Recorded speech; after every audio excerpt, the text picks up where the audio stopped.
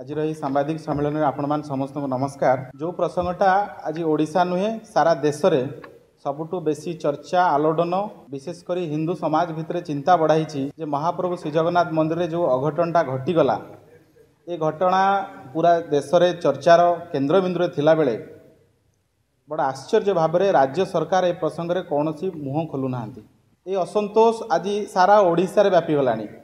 आमे देखुतलु विभिन्न गणमाध्यम रे ओडिशार सबु जिला हेडक्वार्टर रे विभिन्न सामाजिक संगठन माने राजरास्ता आंदोलन कले पांड्यान को गिरफ दाबी रे जो भली भाव में श्रीमंदिर रे सरकारी प्रोत्साहन रे सरकारी अर्थ रे एवं पूरा सरकारी कलर उपस्थित रे जड़े गोमांस भक्षणकारी आउ जड़े बीफ प्रमोटर जी से मध्य विभिन्न रेस्टोरेंट जाइए बीफ रो प्रमोट करती तांकु जो भली भाव में जगन्नाथ मंदिर रे पसई दि जाई जगन्नाथ विरोधी सनातन विरोधी कार्य करागला।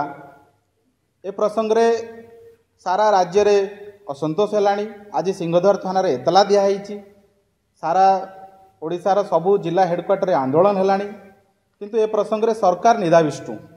ए प्रसंग रे ना श्रीमंदिर प्रशासन तरफ किसी कहुच्छी ना राज्य सरकार तरफ अधिकृत भाव में ऑफिशियल कौन सी स्टेटमेंट आसुची जे जो घटना रे ठीक है जो अभियोग उठुची अभियोगर सत्यता अच्छी ना नहीं सेटा सरकार कहीं स्पष्ट करूना। सरकार पाखे सत्साहस बोध हुए नहीं। सरकार मुह खोलने डरुंच जे घटना रे करिवे कौन कौन कहिबे। ये जो भली भाव में गोमांस भक्षणकारी को सरकारी जड़े विजु जनता दल अण ओडिया नेता भिके पांड्यान मंदिर भितर पुरेले यहाँ ठीक है ना भूल है। जदि ठीक है बोली सरकार कहे ताहाले सरकार फसबे, जदि भूल है बोली सरकार कहे ताहाले मध्य फसबे। ये गोटे एभली प्रसंग जो थे विजु जनता दल सरकार मुह खोलने डरुची एवं जो भली भाव में कामिया जानीकर एक्सप्लेनेशन वीडियो आसिला एवं ताकू विजु जनता दल सांसद माने विधायक माने जो भली भाव में सोशल मीडिया रे बड़ आग्रह सहित पोस्टिंग कले सफेई देले। देखो कामिया जानी बीफ खाई ना कामिया जानी बीफ खाइबार दुईटी वीडियो सोशल मीडिया रे भाइराल होउछि।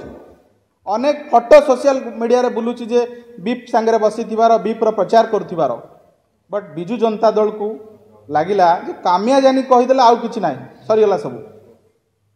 आमे विजु जनता दल को प्रश्न करबा पई चाहूछु जे आपण माने कहंतु जे पांड्यान बाबू केबे एक्सप्लेनेशन देबे, बीके पांड्यान केबे मुंह खोलिबे, सीए केबे एक्सप्लेनेशन देबे जे किए को उद्देश्य रे जड़े गोमांस प्रसारणकारी गोमांसर प्रचार प्रोत्साहन करुथिबा जड़े ब्लॉगर को से को उद्देश्य रे डाकिथिले एवं जहाँ घटीगला यहाँ ठीक है ना भूल है।